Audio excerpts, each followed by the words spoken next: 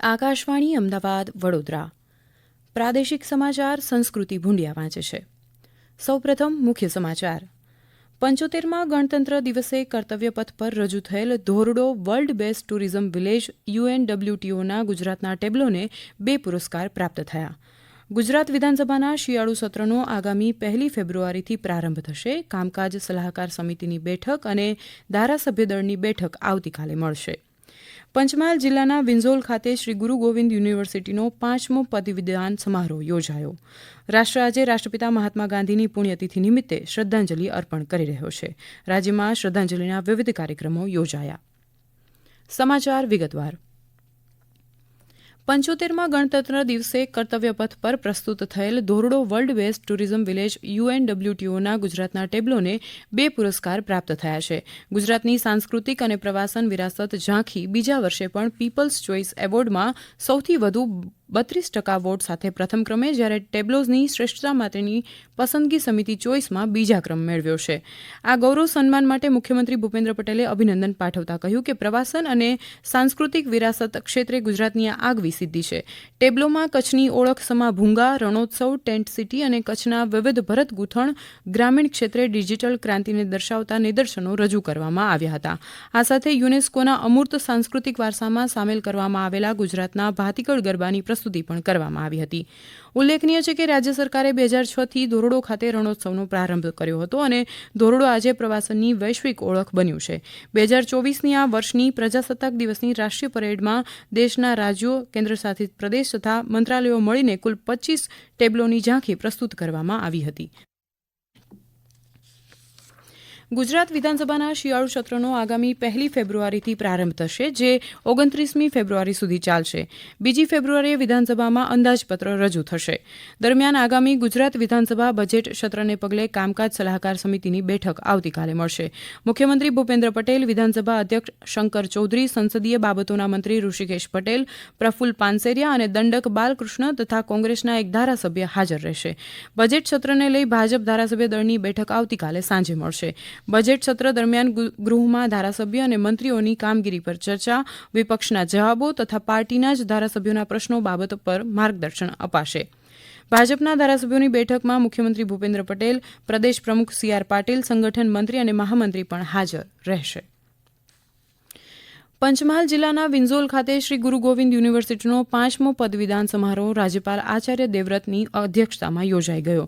રાજ્યપાલે યુનિવર્સિટીના દીક્ષાંત સમારોહમાં પદવીધારક વિદ્યાર્થીઓને શુભકામનાઓ પાઠવીને જણાવ્યું કે યુનિવર્સિટી ખાતે 1.5 લાખથી વધુ વિદ્યાર્થીઓની સાથે 1000થી વધુ વિદ્યાર્થીઓ PhD કરી રહ્યા છે. તે ખરેખર ગર્વની બાબત છે. તેમણે આજે ગાંધીજીના નિર્વાણ દિવસ નિમિત્તે કહ્યું કે વિદ્યાર્થીઓએ હંમેશા સત્ય અને અહિંસાને માર્ગ અપનાવીને તેનું આચરણ કરવું જોઈએ. તેમણે આદિવાસી સમાજના ઉદ્ધાર માટે કાર્ય કરનાર શ્રી ગોવિંદ ગુરુને પણ યાદ કર્યા હતા. આ પ્રસંગે રાજ્યપાલ અને મહાનુભાવોના હસ્તે યુનિવર્સિટીના વિવિધ ક્ષેત્રોમાં વિજેતા 48 વિદ્યાર્થીઓને સુવર્ણચંદ્રક, 41 વિદ્યાર્થીઓને PhDની ડિગ્રી અને 16,181 વિદ્યાર્થીઓને ડિગ્રી એનાયત કરાઈ હતી. આ પ્રસંગે પંચમહાલ સાંસદ રતનસિંહ રાઠોડે જણાવ્યું હતું કે રાજ્યપાલ આચાર્ય દેવવ્રતના સફળ પ્રાકૃતિક ખેતી અભિયાન થકી અનેક ખેડૂતો પ્રાકૃતિક ખેતી તરફ વળ્યા છે. યુનિવર્સિટીના કુલપતિ પ્રતાપસિંહ ચૌહાણે જણાવ્યું કે 228 વિદ્યાર્થીઓ સરકારની શોધ યોજના અંતર્ગત સહાય મેળવે છે. આજે ગાંધી નિર્વાણ દિને રાજ્યમાં શહીદ સ્મૃતિ દિવસ તરીકે ઉજવી દેશ માટે પ્રાણ ન્યોછાવર કરનારા શહીદોને શ્રદ્ધાંજલિ આપવામાં આવે છે. રાષ્ટ્રપતિ દ્રૌપદી મુર્મુ, ઉપરાષ્ટ્રપતિ જગદીપ ધનખડ, પ્રધાનમંત્રી નરેન્દ્ર મોદીએ આજે રાષ્ટ્રપિતા મહાત્મા ગાંધીને તેમની 76મી પુણ્યતિથિએ દિલ્હીના રાજઘાટ ખાતે શ્રદ્ધાંજલિ અર્પણ કરી.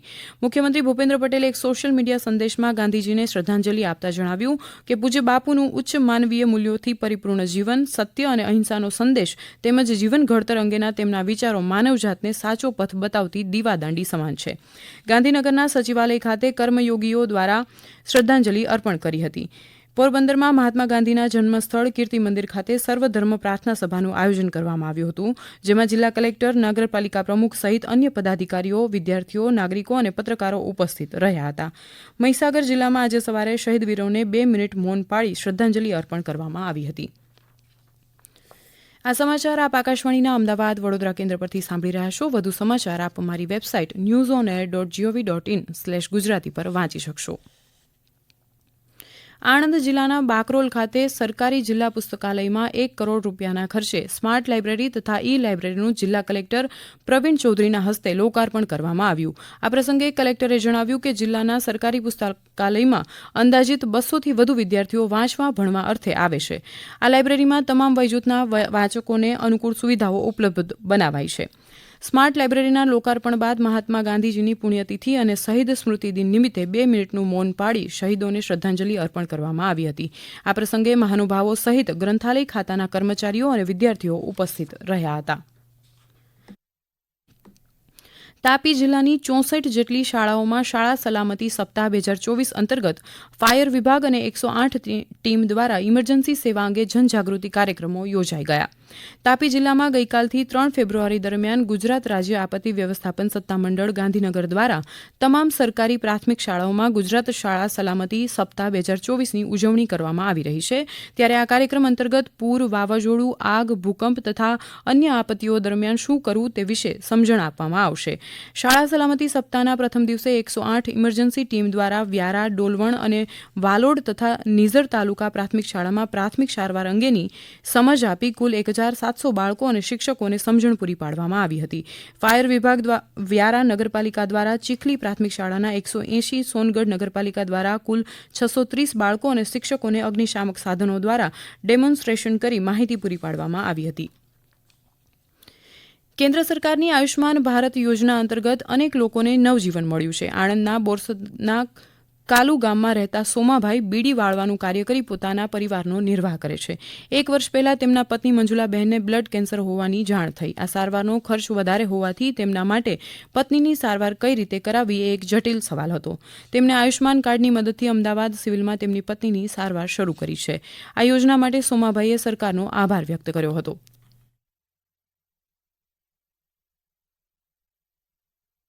મારું ગામ કાલુ, મારું નામ સોમાભાઈ ડાયાભાઈ પરમાર. અત્યારે હું અમદાવાદ સિવિલમાં કેન્સર વિભાગમાં સારવાર લઉં છું. આપણને તે સિવાય ગરીબીની પરિસ્થિતિની હિસાબે મારી કોઈ શક્તિ નથી, પણ આ આયુષ્માન કાર્ડ ઉપર જે હું સારવાર લઉં છું એ સારામાં સારી જોગવાઈ છે અને મોદી સરકારનો લાભ અમને ઘણો બધો સારો મળ્યો છે. જિલ્લા રોજગાર કચેરી ભુજ કચ્છ તથા ઔદ્યોગિક તાલીમ સંસ્થા અંજારના સંયુક્ત ઉપક્રમે જિલ્લા કક્ષાના એપ્રેન્ટિસશીપ અને રોજગાર ભરતી મેળાનું આયોજન 2 ફેબ્રુઆરી 2024 શુક્રવારના રોજ અંજાર આઈટીઆઈ ખાતે કરવામાં આવ્યું છે. આ મેળામાં આઈટીઆઈ પાસ, ધોરણ 12 પાસ, ગ્રેજ્યુએટ જેવી શૈક્ષણિક લાયકાત ધરાવતા ઉમેદવારો ઉપસ્થિત રહી શકશે. ઉંમર મર્યાદા 18થી 35 વર્ષ રહેશે. આ એપ્રેન્ટિસશીપ અને રોજગાર ભરતી મેળામાં ખાનગી ક્ષેત્રના નોકરીદાતાઓ હાજર રહી તેમની ખાલી જગ્યા ભરવા માટે ભરતી પ્રક્રિયા હાથ ધરશે. પંચમહાલ જિલ્લાના ગોધરામાં કલેક્ટર કચેરી ખાતે જિલ્લા કલેક્ટર આશિષ કુમારના અધ્યક્ષસ્થાને રાષ્ટ્રીય રક્તપિત્ત નિર્મૂલન કાર્યક્રમ અંતર્ગત સ્પર્શ લેપ્રેસી અવેરનેસ કેમ્પેનની બેઠક યોજાઈ, જેમાં જિલ્લા કલેક્ટરે જિલ્લાને રક્તપિત્ત મુક્ત બનાવવા માટે અપીલ કરતા કહ્યું કે ઘરે ઘરે જઈને રક્તપિત્ત અંગેની સર્વે કરવા માટે આશા વર્કર અને અન્ય આરોગ્ય કર્મચારીઓ કાર્યકરોને તાલીમ આપવામાં આવે. તેમણે ગ્રામ્ય કક્ષાની village health sanitation and nutrition committee અને ગ્રામ પંચાયત સાથે મળીને રક્તપિત્ત અંગે જાગૃતિ ફેલાવવા પણ અપીલ કરી હતી. જિલ્લામાં સ્પર્શ લેપ્રેસી અવેરનેસ કેમ્પેનની કામગીરી આજથી 13 ફેબ્રુઆરી દરમિયાન ગ્રામ્ય અને તાલુકા કક્ષાએ હાથ ધરાશે. નર્મદા જિલ્લામાં પણ આજે એન્ટી લેપ્રેસી ડે નિમિત્તે રક્તપિત્તના 50 નવા દર્દીઓને શોધી સારવાર શરૂ કરવામાં આવી છે. હાલ નવા 29 ચેપી, 21 બિનચેપી દર્દીઓ મળી કુલ 107 દર્દીઓ સારવાર હેઠળ છે. ભરૂચ શહેરમાં વિદેશી નાણાંની ગેરકાયદેસર હેરફેર કરતા 2 ઇસમોને 56 લાખથી વધુના મુદ્દામાલ સાથે ઝડપી પાડવામાં આવ્યા છે. જેમાંના એક ઇસમ પાસેથી ભારતીય ચલણી નોટોના બંડલો અને અન્ય અલગ અલગ દેશનું ચલણી નાણું મળીને કુલ 38 લાખથી વધુ, જ્યારે બીજા ઇસમ પાસેથી 17 લાખથી વધુનો મુદ્દામાલ જપ્ત કરી કાયદેસરની કાર્યવાહી હાથ ધરવામાં આવી છે. ઉલ્લેખનીય છે કે ભરૂચ શહેરના વલિકા શોપિંગ સેન્ટરમાં લાયસન્સ વગર ભરૂચ ફોરેક્સના નામથી વિદેશી નાણાંના શંકાસ્પદ વ્યવહારો કરતા નેટવર્ક અંગેની બાતમીના આધારે તપાસ શરૂ કરવામાં આવી હતી. અંતમાં મુખ્ય સમાચાર ફરી એકવાર.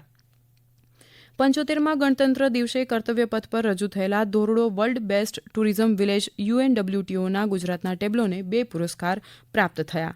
ગુજરાત વિધાનસભાના શિયાળુ સત્રનો આગામી 1 ફેબ્રુઆરીથી પ્રારંભ થશે. કામકાજ સલાહકાર સમિતિની બેઠક અને ધારાસભ્ય દળની બેઠક આવતીકાલે મળશે.